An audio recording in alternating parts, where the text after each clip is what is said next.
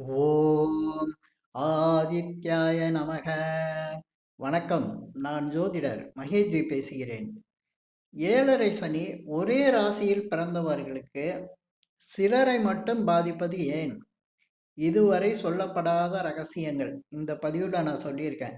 ஏன்னா இப்போ ஏழரை சனி வரும்போது நிறைய பேருக்கு நன்மை நடக்கும், சிலருக்கு ரொம்ப தீமை நடக்கும், ரொம்ப கஷ்டம் அப்படின்னு பொதுவாக சொல்றாங்க. அந்த பொதுவாக சொல்ற விஷயங்கள் நல்லது சொன்னாலும் நடக்க மாட்டேங்குது, கெட்டது சொன்னாலும் நடக்க மாட்டேங்குது. அதுல இன்னொரு விஷயம், சில பேருக்கு ஒரே ராசியா தான் இருப்பாங்க. சிலர்லாம் பார்த்தீங்கன்னா, இப்ப மேஷம்னா மேஷ ராசியிலே பல பேர் இருப்பாங்க. அ மிதுன ராசியோ, கடக ராசியோ, அந்த ஏதோ ஒரு ராசி 12 ராசியில எந்த ராசியா இருந்தாலும், ஒரே ராசியில தான் இருப்பாங்க. ஆனா, அந்த பலன்கள் நடக்கும்போது, பிராக்டிகல் லைஃப்ல நம்ம பார்க்கும்போது, அ ஒருத்தரு மீன ராசியில பொறந்திருக்காரு, ஒரு கன்னி ராசியில பொறந்திருக்காரு. ஒருத்தரு மேஷம், ரிஷபம் இப்படி ஏதோ ஒரு ராசியில தான் எல்லாம் பொறந்திருப்பாங்க. அப்ப ஒரு சிலருக்கு ஒரே ராசியில பொறந்தவங்களுக்கு நல்லா இருக்கும். சில பேருக்கு அதிக பாதிப்ப குடுத்துட்டு இருக்கும். இது இந்த மாரி யாருமே யோசிச்சதே இல்ல. அப்ப இந்த மாரி பலன் சொல்லும்போது, பொதுவான பலன்கள் சொல்லும்போது என்னன்னா, ஜோதிடமே பொய் அப்படிங்கிற மாரி வந்துருது. ஜாதகமே பொய் அப்படின்னு. அதெல்லாம் பொய் இல்ல. அதுக்கு ஒரு தெளிவான ஒரு விளக்கம் யாரும் சொல்லல. அந்த தெளிவான விளக்கத்த தான் நான் இந்த பதிவுல சொல்லியிருக்கேன். ரொம்ப முக்கியமான பதிவு. அதனால நீங்க கேட்டீங்கன்னா, இத புரிஞ்சுக்கோங்க. ஓ! 7 சனி நடக்கும்போது பாதிப்பா இருக்குமா? அதே சமயத்துல நன்மைகள் நடக்குமா? அப்படிங்கிற விஷயத்த கூட தெரிஞ்சுக்கலாம். ஏன்னா, நெறைய பேருக்கு 7 சனி நடக்கும்போது பல நன்மைகள் நடந்திருக்கும். இதே 7 சனிங்கும்போது ரொம்ப பாதிப்பெல்லாம் நடந்திருக்கும். 7 சனி, அஷ்டம சனி அப்படிங்கிறது நடக்கும்போதெல்லாம் பாதிப்பு அதிகம் இருக்கும்பாங்க. சில பேரு அப்பயும் எனக்கு நல்ல விஷயங்கள் நடந்திருக்கு அப்படிம்பாங்க. ஆ நிச்சயமா அது உண்மையா தான் இருக்கும். சில பேருக்கு பார்த்தீங்கன்னா, அஷ்டம சனியில வீடு வாங்கியிருப்பாங்க, கல்யாணம் நடந்திருக்கும். எல்லாம் சிறப்பா இருக்கும். அதே சமயத்துல 7 சனியில தான் அதிக அளவுக்கு அவங்களுக்கு வசதி வாய்ப்புகள்லாம் வந்திருக்கும். நல்ல நிலையெல்லாம் அமைஞ்சிருக்கும். அதே சமயத்துல நல்ல வேலை, வியாபாரம்லாம் நல்லா அமைஞ்சு, வருமானம் அதிகரிச்சு, வாழ்க்கை தரம்லாம் உயர்ந்திருக்கும். இதெல்லாம் எப்படி நடக்குது? அப்ப 7 சனி பொய்யா? அஷ்டம சனி பொய்யா? அப்படிங்கிற மாரி வரும். இதெல்லாம் பொய்யே கிடையாது. அது எப்படி ஜாதகத்துல பார்க்கணும்? அது தெளிவான விளக்கத்த நான் இதுல பதிவுல சொல்லியிருக்கேன். ஒருத்தருக்கு 7 சனி நடக்குது அப்படிங்கிறத ஏன் முக்கியமா எடுத்துக்கிறாங்க? 7 சனினா எல்லாம் பயப்படுறாங்க. என்ன காரணம்? அப்டின்னா, 7 சனிங்கிறது 7 இந்த இப்ப சந்திரனுக்கு முன்னால சந்திரன் ராசியில சந்திரனுக்கு முன்ன பின்னால இருக்கிறது. இதெல்லாம் நம்ம 7 சனி காலம் அப்டின்னு எடுத்துக்கிறோம். ஏன் சந்திரன பேஸ் பண்ணாங்க அப்டின்னா, எந்த ஒரு கிரகங்களையும் நம்ம ஒரு குறிப்பிட்ட லக்னம் அல்லது ராசிய வச்சு தான் நம்ம பலன் சொல்ல முடியும். இப்ப லக்னத்த வச்சு சொல்லும்போது நம்ம திசா புத்தி கணக்க எடுத்துக்கிறோம். கோச்சார ரீதியா பலன்கள் சொல்றபோது சந்திரனை எடுத்துக்கிறோம். ஏன் எடுத்துக்கிறோம் அப்டின்னா, சந்திரன் உடலும், மனசையும் இயக்குறவரு. ஒருத்தர் உயிரோட இருக்காருன்னா, அவருக்கு உடல் நடமாடும். அ அதேபோல மனசு இருக்கும் அவருக்கு. மனசு நல்லது, கெட்டது புரியும். அத சொல்லக்கூடிய கிரகம் சந்திரன்.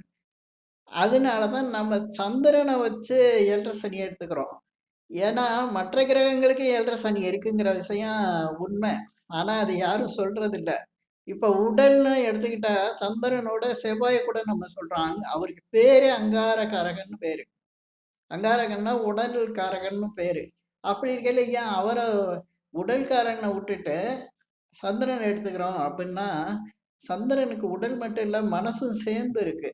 ஏன்னா, ஒரு உயிரோட இருக்க மனிதனுக்கு உடல் மட்டும் இல்ல, மனசும் இருந்து மனதும் செயல்பட்டா தான் அவர் முழு மனிதனா வருவாரு. அதனால தான் நம்ம செவ்வாயோட சந்திரன எடுத்துக்கிறோம். இதே போல சூரியன் நம்மளுக்கு பயன்படாதா? அப்படின்னா சூரியனும் பயன்படும். அதோட காரகத்துவமும் நம்மளுக்கு இருக்கு. இப்படி எல்லா கிரகத்தோட காரகத்துவமும் நடந்துகிட்டு தான் இருக்கும். 7 சனிங்கிறது 7 சனி காலம் மட்டும் கிடையாது. அந்த ஜென்மம் முழுதும் 7 சனி நடந்துகிட்டு தான் இருக்கும் எல்லாருக்கும். அது எப்படி நடக்குது? அது ஏன் நடக்குதுங்கிறது தெளிவான ஒரு விளக்கத்த நான் சொல்றேன் இதுல. இப்ப 7 சனிக்கு நம்ம புரிஞ்சுக்கணும். இப்ப சந்திரன வச்சு மட்டும் 7 சனி கிடையாது. சூரியன்ட்ட போனாலும், சூரியனோட சேர்ந்தாலும் 7 சனி தான். புதனோட சேர்ந்தாலும் 7 சனி தான். அ செவ்வாயோட சேர்ந்தாலும் 7 சனி தான். எந்த கிரகத்தோட சேர்ந்தாலும் அது 7 சனி, 7 சனி தான். ஆனா, இதுல நல்லது, கெட்டத நம்ம நடக்குதா, இல்லையாங்கிறது புரிஞ்சுக்கிறது தான் 7 சனியோட தன்மை. இப்ப நல்லது, கெட்டத புரிஞ்சுக்கிற தன்மை சந்திரனுக்கு இருக்கிறதுனால, நம்ம முழுசா அதிக பாதிப்ப குடுக்கிறது சந்திரன் அப்படிங்கிறத நம்ம எடுத்துக்கிறோம். அதனால தான் சந்திரன பேஸ் பண்ணி நம்ம 7 சனிய சொல்றோம். சந்திரன் ஒரு ராசியில இருக்காருன்னா, அவருக்கு 12ல சனி பகவான் வந்துட்டாலே 7 சனி ஸ்டார்ட்டு. அதுக்கப்புறம் சந்திரனோட சேர்ந்து சனி பகவான் இருக்கும்போது, அதுக்கடுத்து சந்திரன விட்டு அதுக்கு அடுத்த கட்டம் போனாலும், இந்த 2 1/2 2 1/2 3 2 1/2க்கு 7 சனின்னு நம்ம சொல்றோம். இதே போல சந்திரன் இருக்கிற இடத்துல 8ஆம் இடத்துக்கு போயிட்டு அஷ்டம சனி, இது மாரி கண்டக சனிலாம் சொல்றோம். இப்ப 7 சனியே நம்ம தெளிவாயிட்டோம்னா, மத்ததெல்லாம் நம்மளுக்கு புரிஞ்சிரும்ல. அதனால நான் இப்ப இந்த பதிவுல இதுவரை யாரும் சொல்லாத ஒரு விஷயத்த சொல்றேன். இப்ப 7 சனி நடக்குதுன்னா, ஏன் ஒரு சிலருக்கு பாதிக்குது? ஏன் ஒரு சிலருக்கு பாதிக்கல? அப்டின்னா, 7 சனிங்கிறது உடலும், மனசையும் இயக்குற சனி பகவான். அவரு சந்திரனோட சேர்ந்தபோது, அந்த உணர்வ குடுக்குற எடுத்து வெளிப்படுத்துற வேலைய தான் சந்திரன் செய்வாரு. மனசும், அதே சமயத்துல உடம்பும் 2யும் வெளிப்படுத்துற தன்மைய சந்திரனால முழுசா செய்ய முடியும். அதனால 7 சனி. இது அதே சந்திரன் சனியினால நல்ல விஷயங்கள் நடக்கணும் அப்படின்னு இருந்தாலும், அதையும் வெளிப்படுத்தக்கூடியவரு சந்திரன். அது எப்படி வெளிப்படுத்துவாரு? அப்படின்னா, இப்ப கிரகங்கள் சனி பகவானுக்கும், மற்ற கிரகங்களுக்கும் உள்ள உறவு நிலைய நம்ம பார்க்கணும். அதாவது உறவுனா தன்மை. இதுக்கு நீங்க நம்ம ராசி கட்டம் அந்த பஞ்சாங்கத்துல பார்ப்போம்ல, அத பார்க்கணும். அதுல பாருங்க, சனி பகவான் மேசத்துல இருந்தா செவ்வாய் வீட்ல இருப்பாரு. அப்ப செவ்வாய் வீட்ல இருக்கையில சனி பகவான் நீசம் அல்லது பகை அந்த இடத்துல.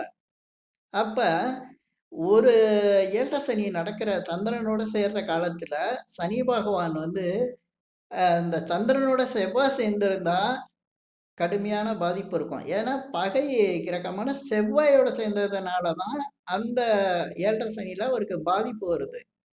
இதுக்கு அடுத்து எடுத்துக்கங்க. சுக்கிரன். அங்க அவரு நட்பா இருப்பாரு. சனி பகவான். அப்ப சந்திரனோட சுக்கிரன் சேர்ந்திருக்கையில சனி பகவான் அங்க வரையில எப்படி தீமை செய்வாரு? நன்மைய தான் செய்வாரு. என்ன காரகத்துவமா ஏன்னா இத பத்தி நான் பேசணும்னா, இது வீடியோ பெருசா போகும். அதனால சுருக்கமா சொல்லிட்டு வரேன். இதுக்கு அடுத்து புதன் வீட்ல சனி பகவான் என்னவா இருப்பாரு? நட்பா தான் இருப்பாரு. புதனோட நட்பா தான் இருப்பாரு. அதனால ஒருத்தருக்கு சந்திரனோட புதன் சேர்ந்திருக்கும்போது, சனி சேரும்போது நன்மைய தான் செய்வாரு. இதுக்கு அடுத்து சந்திரன் வீட்ல சனி வரும்போது பகை. அப்ப சந்திரனோட பொதுவா சனி சேரும்போது அந்த தன்மைய குடுத்துடுறாரு. இன்னொன்னு சூரியன் வீடு. கடும் பகைய குடுப்பாரு அந்த இடத்துல. சூரியன், சந்திரன் சேரும்போது சூரியன், சனி சேரும்போது நெறைய இடத்துல பார்த்தீங்கன்னா, வேலை இழப்பு அந்த மாரிலாம் வரும். நெறைய கஷ்டங்க. ஏன்னா, அவருக்கு வருமானத்தெல்லாம் கஷ்டமா இருக்கும். வியாபாரம் நடக்காது, தொழில் நடக்காது, வேலை இந்த மாரி பிரச்சனை பயங்கரமா வரும். இதுக்கு அடுத்து பாருங்க, புதன் வீடு. புதன்ட்ட இருந்தாருன்னா, அவருக்கு ஒண்ணும் பகை கிடையாது. நட்பு தான். அதனால நம்ம இந்த கான்செப்ட்ட புரிஞ்சுக்கணும். சனி பகவான் 7 சனியா வரும்போது, யாரோட அந்த கிரகம் சந்திரனோட லிங்க்ல சம்மந்தப்படுறாங்களோ, அதே போல அந்த 7 சனி காலத்துல சந்திரன் இப்ப அந்த சந்திரனுக்கு முன்னோ, சந்திரனோட சேர்ந்தோ, சந்திரனுக்கு அடுத்தோ இருக்கும்போது, அவருடைய பார்வை இருக்குல்ல, சனி பகவானுக்கு பார்வை இருக்கும். 3, 7, 10 இந்த பார்வையில பகை கிரகங்களான இப்ப செவ்வாய், அதேபோல சூரியன், சந்திரன் இது இந்த மாரி இருக்கும்போது, கேது இந்த மாரி இருக்கும்போது, நிச்சயமா அவருக்கு பலன்கள் பாதிக்கப்படும். இதனால தான் ஒரே ராசியில இருக்கிறவங்களுக்கு பாதிப்பு ஒருத்தருக்கும், ஒருத்தருக்கு பாதிப்பு இல்லாம இருக்கும். இப்ப புரியுதா? ஏன்னா, ஒருத்தருக்கு ராசி அதுதான். ஆனா, அவரோட சேர்ந்து இருக்க பார்வையில பட்டிருக்கிறது, சேர்ந்து இருக்கிற கிரகம்லாம் எப்படி பகை கிரகங்களா ஒருத்தருக்கு இருக்கும். ராசி ஒண்ணுதான். ஆனா, அவருக்கு சார்ட்ல சேர்ந்து இருக்குது. அவருடைய ஜாதகத்துல சேர்ந்து இருக்கிற கிரகங்கள் பார்த்தீங்கன்னா, பகை கிரகங்களா இருக்கும். அதனால அவருக்கு வந்து பலன்கள் வந்து பாதிப்ப குடுக்கும். அதே ராசியில ஒருத்தரு இப்ப மேச ராசின்னா, அந்த மேச ராசியிலே இருக்கக்கூடியவருக்கு எல்லாம் நட்பு கிரகங்களா இருக்கும் அவர் பார்வையில. அதேபோல சேரும்போதும் அது இப்ப நட்பு கிரகம்னு வச்சுக்கிட்டா புதன், சுக்கிரன், குரு இவங்கெல்லாம் வந்து சனி 7 சனி நடக்கும்போது, அதே சனி பகவானுக்கு பார்வையிலயோ அல்லது இணைஞ்சோ இருந்தாங்கன்னா, அந்த புதன், சுக்கிரன், குருங்கிற காரகத்துவத்துல நன்மையான பலன்களா நடக்கும். ஏன்னா, அவங்கலாம் நட்பு. அதனால இந்த மாரி தான் நம்ம 7 சனிய வந்து புரிஞ்சுக்கணும். இந்த புரியாம, நம்ம பொதுவா இந்த ராசிக்கு இப்படித்தான் அப்படின்னா, அது கிடையாது. அதனால தான் நெறைய பேரு ஜோதிடம் தப்பு அப்படிங்கிற மாரி வந்துர்றாங்க. இத வந்து தெளிவா நான் சொல்லியிருக்கேன். இதுல இன்னும் டீப்பா சொல்லணும்னா, ஒரு 7 சனி நடக்கிற காலத்துல, சனி பகவான் வந்து இப்ப மீனத்திலயோ, அல்லது கன்னியிலயோ, அதேபோல ஒருத்தருக்கு ரிஷபத்திலயோ, விருச்சிகத்திலயோ தொடர்பு வந்து நடக்கும்போது, கூடவே பகை கிரகங்களான செவ்வாய், அதே மாரி சூரியன், சந்திரன் அ இது வந்து இணைவு பெற்று ராகு, கேதுவ நான் ஏன் சொன்னேன்னா, சில இடங்கள்ல ராகு, கேது நன்மையும் செய்றாங்க. சிலருக்கு வந்து தீமை செய்றாங்க. ஏன் அப்பிடின்னா, ராகு எந்த வீட்ல இருக்காங்களோ, அதுக்கு தகுந்த மாரி நடப்பாங்கன்னு சொல்றாங்கல்ல. அதனால தான் நான் சேர்க்கல பாருங்க. அதுக்கான பலன் வந்து நான் இதுல ஏன்னா சுய ஜாதகத்த பார்க்காம எதுவுமே நம்ம பேச முடியாதுங்கிறது இதுதான் காரணம். அப்ப ராகு கேதுகிட்ட கூட சில நன்மைகள் வந்து சனி இதுல 7 சனியில நடக்குது அப்படிங்கிறது ஏன்னா, அவரு நட்பு வீட்ல, நட்பு கிரகத்தோட இருந்துட்டாருன்னா, ரொம்ப நன்மையெல்லாம் நடக்க ஆரம்பிச்சுரும். இதுதான் நெறைய பேர் புரியாம குழம்பி போயிருப்பாங்க. இதுக்கு ஒரு தெளிவான விளக்கம் சொல்லியிருக்கேன். இதுவரையும் யாருமே இந்த பதிவு மாரி யாருமே போட்டிருக்க முடியாது. இதுக்கு ஒரு தெளிவான விளக்கம் நான் சொல்லியிருக்கேன். அ அதேபோல நெறைய பேருக்கு 7 சனி நடக்கும்போது நான் சொன்னேன்ல, ஒருத்தருக்கு மீனத்தில இருந்து சனி பகவானோ, கன்னியில இருந்தோ அல்லது ரிஷபத்தில இருந்தோ அல்லது விருச்சிகத்தில இருந்தோ ஏன் நடத்துனா ரொம்ப பாதிக்கும் அப்படின்னு சொல்றேன்னா, இந்த மீனத்தில இருந்த சனி பகவான் 7ஆம் பார்வையா அ கன்னிய பார்த்தாருன்னா, அது வம்பு, வழக்கு, கோர்ட்டு கேஸ்ன்னு ஆயிரும். அது பார்க்கும்போது செவ்வாய் கூட இருந்தா தான், அந்த நிச்சயமா அவங்க வந்து இப்ப 7 சனி நடக்கிறவங்களுக்கு பார்த்தீங்கன்னா, மீனத்தில சந்திரன் இருக்கிறவங்களுக்கு பார்த்தீங்கன்னா, கூட சந்திரனோட சுக்கிரன் அந்த இடத்துல வந்து சுக்கிரன் அல்லது செவ்வாய் இருக்காங்கன்னு சுக்கிரன் இருந்தா நல்ல பலன்கள் நடக்கும். இது ஏன்னா உச்சம் பெற்று இருக்கிறதுனால. அதே சமயத்துல அங்க செவ்வாய் இருந்தாலும் நிச்சயமா அவங்க கோர்ட்டு, கேஸு, வழக்குன்னு போயிருவாங்க. அப்ப அந்த தன்மையிலே இல்லாத ஒரு ஆளு கூட நம்ம முன்னால பலன் சொல்லையில சொல்லலாம். ஆனா அந்த நேரத்துல ஏதோ ஒரு காரணத்தினால அவரு வந்து அ கோர்ட்டு கேஸ்ன்னு போவாரு. இல்லன்னா உடல்நிலை பாதிக்கப்பட்டு ஹாஸ்பிட்டல் போவாரு. இல்ல பெரிய கடன் பிரச்சனையில மாட்டுவாரு. இதே போல அ இதுல கன்னியில இருந்து அதே போல 7 சனி நடக்கும்போது கூட செவ்வாய் இருந்தாருன்னா, இந்த நிலைமை தான் நடக்கும். சூரியன் இருந்தாருன்னா வேலையே போகும். வேலை இழப்பு நடக்கும். வியாபாரம் க இருக்காது. தொழில் வந்து முடங்கும். இதெல்லாம் நடக்கும். அதேபோல ரிஷபத்திலயோ அல்லது விருச்சிகத்திலயோ ஏன்னா, இந்த கன்னி எப்படி நம்ம காலபுருஷனுக்கு 6ஆம் இடம்னு சொல்றோமோ, அதுபோல விருச்சகம் 8ஆம் இடம். இந்த 8ஆம் இடத்துல இருந்து 7 சனி நடக்கும்போதோ, அல்லது ரிஷபத்துல இருந்தா பார்த்துருவாரு. அதனால மிகப்பெரிய தடை, தாமதம், அதாவது விரும்பாத நிகழ்வுகள், அதேபோல பெரிய கஷ்டம் இதெல்லாம் வந்து இந்த ரிஷபத்திலயோ அல்லது விருச்சிகத்திலயோ இருந்து 7 சனி வர காலங்கள்ல நடக்கும். இதுதாங்க உண்மையான 7 சனியோட தன்மை. இதுல சொல்லியிருக்கேன் ஓரளவுக்கு. இன்னும் விளக்கம்னா அவங்க சுய ஜாதகத்துல சில விஷயங்கள் வரும். அத வச்சு நம்ம இவருக்கு நன்மையா, தீமையா, 7 சனியில, அஷ்டம சனியில அப்படிங்கிற விஷயத்த நம்ம துல்லியமா சொல்ல முடியுங்க. இப்ப இந்த பதிவுல நான் சொன்ன விஷயங்கள் உங்களுக்கு பிடிச்சிருந்தா ஷேர் பண்ணுங்க, லைக் பண்ணுங்க. அதேபோல இந்த சேனலுக்கு சப்ஸ்கிரைப் பண்ணுங்க. என்கிட்ட ஜாதகம் பார்க்கணும்னா மட்டும் கீழ இருக்க என் நம்பருக்கு கால் பண்ணுங்க. நன்றி, வணக்கம்.